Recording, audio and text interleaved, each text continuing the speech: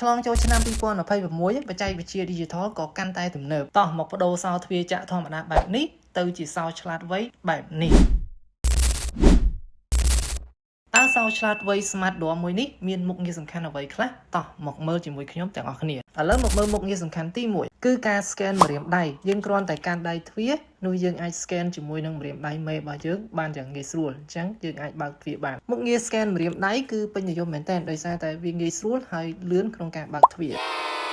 នេះគឺជាមុខងារសំខាន់ទី2គឺជាការវាយលេខកូដ password ដើម្បីបើកទ្វារអញ្ចឹងលេខកូដនេះគឺយើងអាចដាក់ចាប់ពី6ខ្ទង់រហូតដល់10ខ្ទង់អញ្ចឹងយើងធ្លាប់ឃើញនៅក្នុងរឿងមែនទេនេះគឺនៅប្រទេសយើងយើងចុចលេខកូដដើម្បីបើកទ្វារពិតជាទំនើបខ្លាំងមែនតើឥឡូវនេះខ្ញុំទាញទ្វារបិទវិញដើម្បីយើងមើលមុខងារបន្ទាប់មុខងារសំខាន់ទី3គឺការប្រើប្រាស់កាតហើយកាតមួយនេះគឺមានរូបរាងតូចដែលយើងអាចយកទៅធ្វើជាបន្តោងសោម៉ូតូឬក៏សោឡានបានយើងគ្រាន់តែយកវាទៅដាក់ជិតទ្វារនោះទ្វារវានឹងបើកពិតជាពិសេសមែនតើហើយនេះគឺជាមុខងារទី4គឺជាការប្រើប្រាស់ Bluetooth ដែលយើងបើកជាមួយនឹង mobile app ដើម្បីធ្វើការ unlock ទ្វារបានយើងគ្រាន់តែអូសវាមកខាងស្ដាំវានឹងធ្វើការ unlock មានន័យថាបើកទ្វារឲ្យយើងអូតូម៉ាទិកអញ្ចឹងយើងប្រើតែទូរស័ព្ទដៃក៏អាចបើកទ្វារបានដែរឥឡូវនេះខ្ញុំបើកតាមរយៈ Bluetooth បានហើយឥឡូវខ្ញុំបិទវិញហើយមុខងារបន្ទាប់គឺកាន់តែពិសេសមុខងារទី5គឺជាការបញ្ជាបើកទ្វារពីចម្ងាយយើងហៅថា remote unlock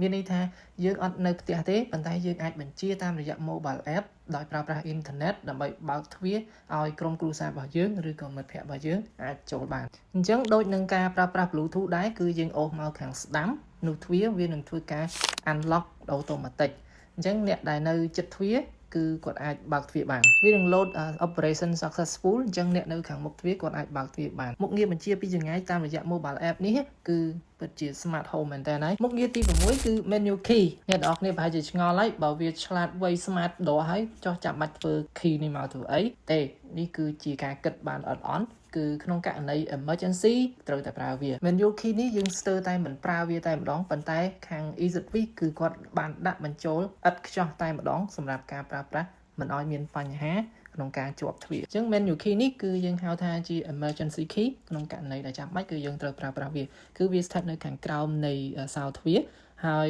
មានគម្របនៅខាងក្រោមនៅកន្លែងជាមួយនឹងសោចាក់ហ្នឹងក៏មាន USB Type C ដែលយើងអាច